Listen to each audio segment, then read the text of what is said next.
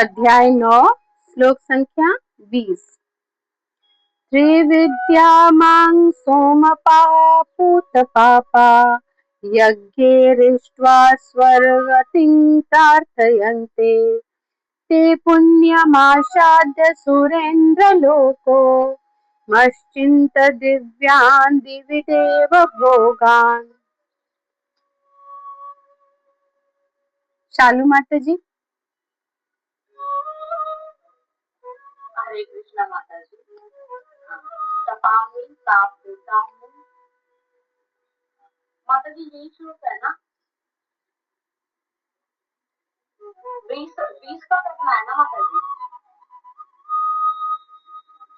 विद्या 3 वेदों की ज्ञाता माम मुझको सोमपान पान करने वाले पवित्र पापों का यज्ञों के साथ इष्टवा पूजा करके वह गति स्वर्ग की प्राप्ति के लिए प्रार्थना करते हैं। देव वे पुण्यम पवित्र आसात्वता प्राप्त करके खुद इंद्र के लोक को अशनंती भोग करते हैं। दिव्यांग देवी देवी स्वर्ग में देव भगवान देवताओं के आनंद।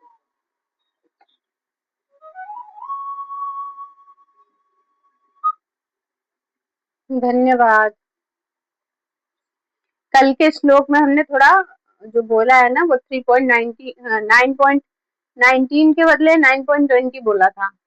वो तो सृष्टि मैया ने सुना तो बताया, बाकी तो किसी ने सुना नहीं होगा। बाद में वो यूट्यूब पे उन्होंने सुना तो उन्होंने बताया, फिर मैंने जाके बोला तो वही था पर बाकी चीजें करेक्ट कर ली।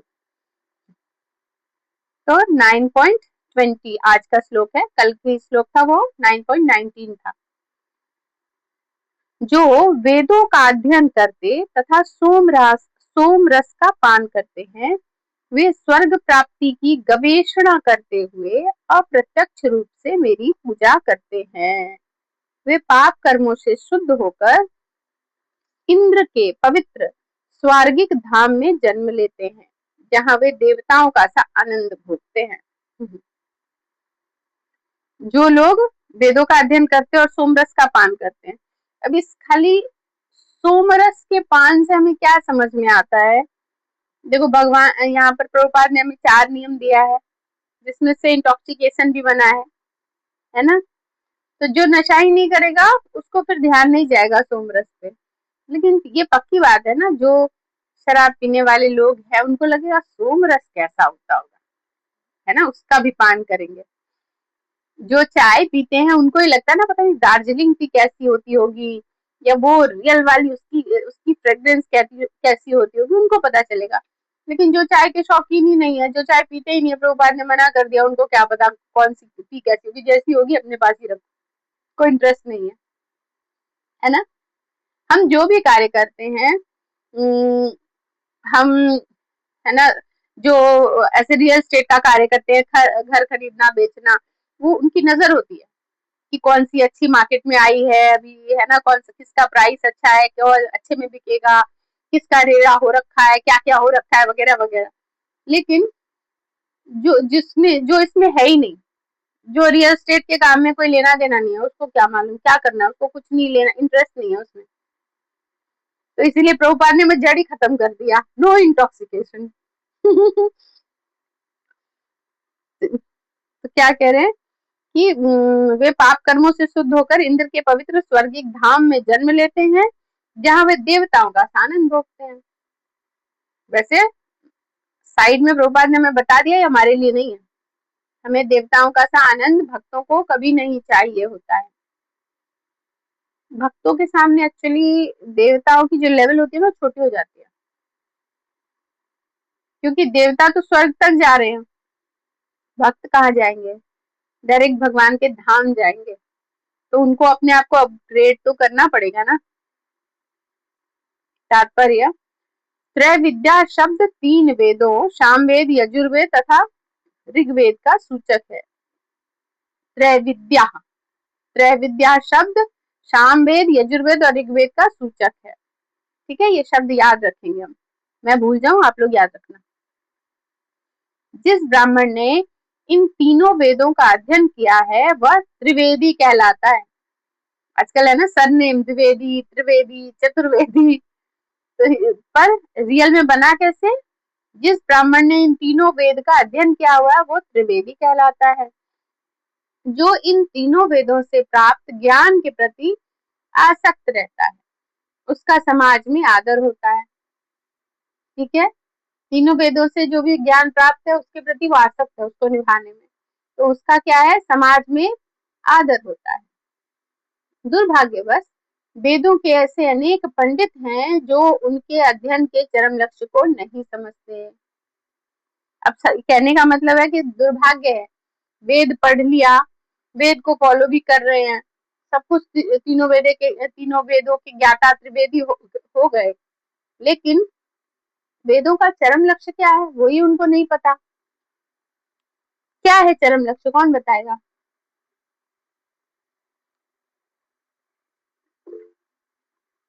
ये सृष्टि भैया।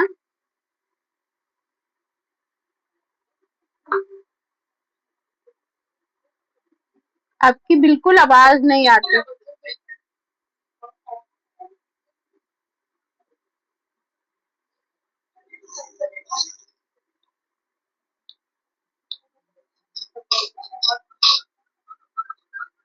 मैं अंदाजे से समझ गई कि भगवान कृष्ण को जानना, ये कहा है आपने, है ना? धन्यवाद। दीप्ति मैया प्लीज ध्यान रखिए म्यूट का। क्षमा कीजिए सबका। हाँ, तो मैं अंदाजे से समझ गई कि आपने भगवान को जानना कहा है। तो यही सच है कि सारे वेद पढ़ लिए पर उसका जो सार है कि कौन है सर्वोपरि, कौन है सुप्रीम पावर, कृष्ण कौन है, यही जान नहीं पाए तो वो दुर्भाग्य ही है। दुर्भाग्यवश वेदों के ऐसे अनेक पंडित हैं जो उनके अध्ययन के चरम लक्ष्य को नहीं समझते। इसलिए कृष्ण अपने को त्रिवेदियों के लिए परम लक्ष्य घोषित करते हैं कि जितने भी त्रिवेदी हैं उनका परम लक्ष्य मैं ही हूँ। इन शास्त्रों में पढ़ लिया त्रिवेदी मतलब सरनेम से कंफ्यूज ना होना, जो तीनों वेद पढ़ लिया है जिन्होंने, तो उनका भी परम लक्ष्य मैं ही हूँ। वास्तविक त्रिवेदी भगवान। कृष्णा माता जी, हरे कृष्णा माता जी, मैंने भी हैंड रेस किया है। जी मैया। कोई बात नहीं माता जी, हरे कृष्णा। इसलिए कृष्ण अपने को त्रिवेदियों के लिए परम लक्ष्य घोषित करते हैं। वास्तविक त्रिवेदी भगवान के चरण कमलों की शरण ग्रहण करते हैं और भगवान को प्रसन्न करने के लिए उनकी शुद्ध भक्ति करते हैं। वास्तविक त्रिवेदी भगवान के चरण कमलों की शरण ग्रहण करते हैं और भगवान को प्रसन्न करने के लिए उनकी शुद्ध भक्ति करते हैं। वो हो गए वास्तविक त्रिवेदी, जो भगवान की शरण ग्रहण भी करते हैं और उनको प्रसन्न करने के लिए उनकी शुद्ध भक्ति करते हैं। भक्ति का सूत्रपात हरे कृष्ण मंत्र के कीर्तन तथा साथ साथ कृष्ण को वास्तव में समझने के प्रयास से होता है। क्या है भक्ति का सूत्रपात? महामंत्र के द्वारा और साथ साथ कृष्ण को वास्तव में एज इट इज समझने के प्रयास में। ऐसा नहीं कहा गया जो एज इट इज समझ ले, कृष्ण को समझने का जो प्रयास करता है, तो भक्ति का वो सूत्रपात करता है, क्योंकि भगवान को समझना किसी के बस की बात नहीं। मान लो बहुत कृपा हो गई आप पर गुरु की, भगवान की, ठीक है, एक बार को मान लेते हैं कि हमने अब तक भगवान जो है वो हमने जान लिया, ठीक है। अब हमने जाना कैसे? शास्त्रों के द्वारा, जो भी शास्त्रों में लिखा हम जान गए। लेकिन अब क्या कि इतने दिन में भगवान ने जो फिर अनंत लीलाएं कर ली, आप तो बहुत पिछड़े हो, क्योंकि भगवान की लीला तो नित्य नवीन अनवरत चलती ही रहती है। तो जितना तक हो गया जाना जाना, फिर से वही हाल, फिर आगे का छूट गया। और ये भी नहीं कि हम जान सकते हैं, पर एक बार को मान लेते हैं कि हम इतना जान गए तो आगे का छूट गया। इसीलिए ब्रह्मा जी भी नहीं जान पाते भगवान को,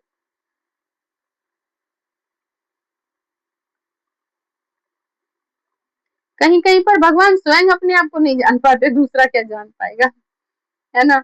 भगवान ने अपनी प्रतिबिंब देखकर खुद कह रहे हैं ये कौन है व्यक्ति, मैं इस पर मोहित हो रहा हूँ। है ना, हमने ये भी कथा सुनी है ना कि खुद का ही चेहरा पानी में देखा और कहने लगे ये कौन है, मैं इस पर मोहित हो रहा हूँ। फिर उनके दिमाग में आया इसीलिए राधा रानी इतना प्यार करती है मुझसे, अब मुझे भी वो आस्वादन करना है। तो ये भी एक भाव था। तो भगवान को कौन जान सकता है। दुर्भाग्यवश जो लोग वेदों के नाम मात्र के छात्र हैं, हम यहाँ ना भक्ति सीख रहे हैं पर हम भगवत गीता के कह लो भक्ति के मात्र छात्र बनकर रह गए हैं। हमें उसका एसेंस नहीं समझ पा रहे, हम एसेंस समझना बहुत जरूरी है। एसेंस समझने के लिए सबसे जो गुण होता है हम्बल, है ना, तो वो बहुत जरूरी है सबके लिए। सब भक्ति का मात्र छात्र बनकर नहीं रहना। हम जब आए हैं अपना इतना कीमती समय दे रहे हैं, जिससे कीमती कुछ नहीं है, करोड़ों रुपए भी उसके सामने फीके हैं, समय के सामने। इतना कीमती समय दे रहे हैं तो कम से कम उस समय का लाभ उठाएं, जो हमें कहा जा रहा है उसकी प्रैक्टिस करें। सिर्फ लकीर के फकीर ना बने कि ये कहा गया और हम इतना ही। थोड़ा सा दिमाग लगाएं, दिल लगाएं, हार्ट लगाएं, कहना क्या चाह रहे हैं इसमें, वो हमें फॉलो करना चाहिए, तभी हम भक्ति में आगे बढ़ पाएंगे। दुर्भाग्यवश जो लोग वेदों के नाम मात्र के छात्र हैं, वे इंद्र तथा चंद्र जैसे विभिन्न देवों को आहुति प्रदान करने में रुचि लेते हैं। क्या कह रहे हैं, जो वेदों के छात्र हैं बस वो क्या कह रहे हैं, इंद्र तथा चंद्र जैसे विभिन्न देवों को आहुति प्रदान करने में रुचि लेते हैं, क्योंकि उनको दिखते हैं। इंद्र कौन है, स्वर्ग के राजा है ना। तो वो कहने का मतलब है कि वो बड़े बड़े पोस्ट पे जो है, जो उनको दिखते हैं वो, एक मिनट थोड़ा, कहाँ पर थे हम,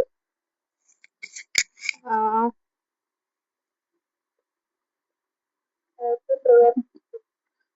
जो तीन, एक बार पढ़ लेती हूँ थोड़ा। दुर्भाग्यवश जो लोग वेदों हाँ के नाम ठीक।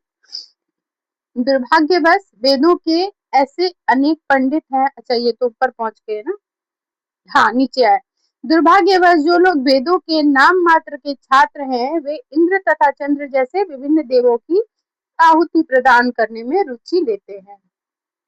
ऐसे प्रयत्न से विभिन्न देवों के उपासक निश्चित रूप से प्रकृति के निम्न गुणों के कलमश से शुद्ध हो जाते हैं। फलस्वरूप वे उच्चतर लोक तथा महरलोक, जनलोक, तपलोक आदि को प्राप्त होते हैं। क्या कह रहे हैं, जो लोग वेदों के नाम मात्र के छात्र हैं, वेद के एसेंस को नहीं समझ पाए कि यहाँ पर सब कुछ जानने का एक ही मकसद है वेद पढ़ने का, कि भगवान को जानना। भगवान कौन है, कृष्ण कौन है, सर्वोपरि कौन है, परम पुरुष कौन है, इस जो कुछ भी घटित हो रहा है उसके सर्व कारण के कारण कौन है। जब हम ये नहीं जान पाते हैं तो हम इंद्र चंद्र जैसे विभिन्न देवी देवताओं में लग जाते हैं। फिर हमें क्या मिलेगा, ऊपर के लोग यहाँ पर लिखा हुआ है, जैसे हम कार्य करते हैं उसके हिसाब से हमें उच्चतर लोक, महरलोक, जनलोक, तपलोक है ना इत्यादि मिलता है। एक बार इन उच्च लोकों में पहुंचकर वहां इस लोक की तुलना में लाखों गुना अच्छी तरह इंद्रियों की तुष्टि की जा सकती है। समझ में आ रहा है, लाखों गुना अच्छी वो ही कार्य जिससे हम बचने का प्रयास कर रहे हैं, इंद्रिय तुष्टि नहीं करना हमें। लेकिन जब हम ऊपर के लोग जाते हैं तो हमें क्या होता है, लाखों गुना इंद्रिय तुष्टि करने को मिलता है। बात वही हो गई घुमा फिरा कर, इतनी मेहनत की तो लाखों गुना, आज जिस स्थिति में अभी मैं हूँ, ठीक है, हमसे लाखों गुना इंद्रिय तुष्टि तो अंबानी और इस जैसे बड़े बड़े लोग कर ही रहे होंगे, है ना। तो फिर क्या है, वो पृथ्वी में रहते रहते भी वो तुष्टि वो कर ले रहे हैं, लेकिन क्या वो जन्म मृत्यु जरा व्याधि से बच पा रहे हैं, क्या वो काल की जो दृष्टि है उससे बच पा रहे हैं। यहाँ के हिसाब से वो सब कुछ कर लेते हैं। फिर अभी हो सकता है उन लोगों ने लाखों ऐसे कुछ कार्य गलत किए होंगे, जिसको वो कुछ दे लेके साइड से अपने सोर्स लगा के वो सब कर देंगे, सेटअप हो जाएगा। लेकिन जिस दिन मृत्यु आनी होगी, क्या मृत्यु को कुछ ले दे के सेटअप कर सकते हैं? नहीं कर सकते। थोड़ी सी आसानी हो जाएगी, बीमारी हुई अगर तो उनके पास पूरे वर्ल्ड के बेस्ट डॉक्टर उपस्थित रहेंगे, है ना, सारी आराम और इसमें दिक्कत नहीं होगी कि हाँ सब कुछ करते हुए, लेकिन बीमारी तो होगी, सहनी तो पड़ेगी, हमसे कम, पर होगी तो जरूर। तो उस हिसाब से कह रहे हैं कि हाँ यहाँ से अपग्रेड हो जाएंगे वो जो जनलोक तपलोक महलोक में जाएंगे, लेकिन भगवान को तो जान नहीं पाए, फिर से उन्हें यही आना पड़ेगा। तो हम सब ऐसा प्रयास कर रहे हैं जहां इन लोकों में जाना ना पड़े, फाइनल डेस्टिनेशन में जाएं, ताकि वहां से फिर वापस ना आना पड़े। और थोड़ी देर के लिए ये सोचो, अगर जो लालची ही हो रहे हैं कि हम भी है ना इंद्रिय तृप्ति ही कर ले, तो जब तुलना यही से की जा रही है ना, यहाँ से ऊपर के लोग, स्वर्ग लोग, जनलोक, तपलोक, मारलोक इत्यादि में इतनी लाखों गुना अधिक इंद्रिय तृप्ति है, तो और ऊपर भगवान के धाम में कितनी होगी, है ना।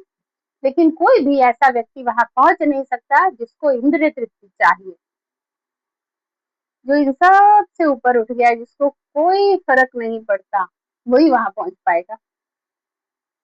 जो चोर होते हैं उसके हाथ में कभी धन दिया जाता है? नहीं दिया जाता, लेके चंपत हो जाएगा। किसके हाथ में दिया जाता है? जो एकदम ईमानदार है, जिसको चोरी से कोई लेना देना नहीं, कितना भी धन पड़ा है उसको कोई फर्क नहीं। घर में